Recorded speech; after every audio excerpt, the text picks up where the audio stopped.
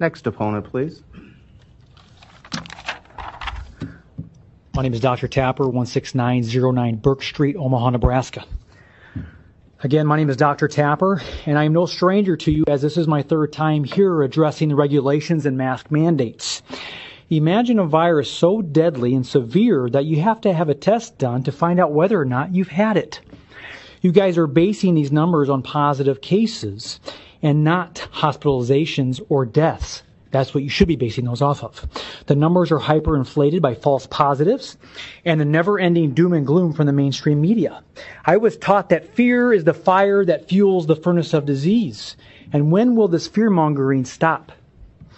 It is terrifying to me to think how easily this mask mandate could turn into a vaccine one.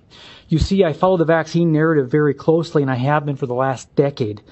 I have witnessed firsthand the damages that can occur after a vaccination, conditions like transverse myelitis or Guillain-Barré.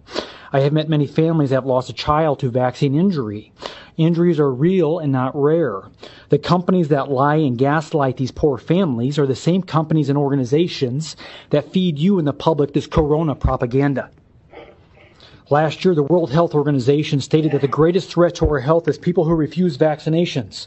Shortly after that, the ACIP for the CDC stated that they cannot force vaccinations, but they could force compliance. How are they going to do that? I don't wear a mask anywhere I go. And the public shaming that occurs is beyond humiliating. I have been refused business, and on some occasions I couldn't enter the store. If the mask mandate turns into a vaccine mandate, you will not be allowed to go back to work, earn a paycheck, renew your driver's license, or function in everyday society without proof of the vaccination. We had draconian bills sweeping the nation last year coming after our medical freedoms. And then the coronavirus came.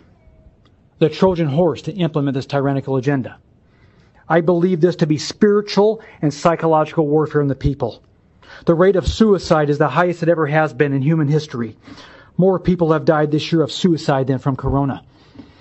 The National Alliance on Mental Illness Helpline has seen a 65% increase in calls and emails since March. In other words, the vast majority of health, emotional, physical, psychological, and financial hardships now faced by citizens are not due to COVID-19.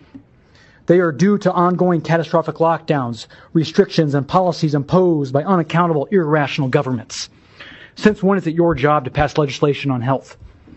History teaches us that when the government takes away a certain freedom or liberty, they do not freely give it back. Martin Luther King Jr. once stated that oppressed people cannot remain oppressed forever. The yearning for freedom eventually manifests itself.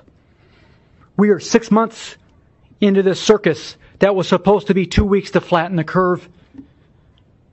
I pray to the good Lord above that the people wake up and realize that we're not dealing with a temporary inconvenience here, but we are headed into a full-on medical dictatorship. Thank you.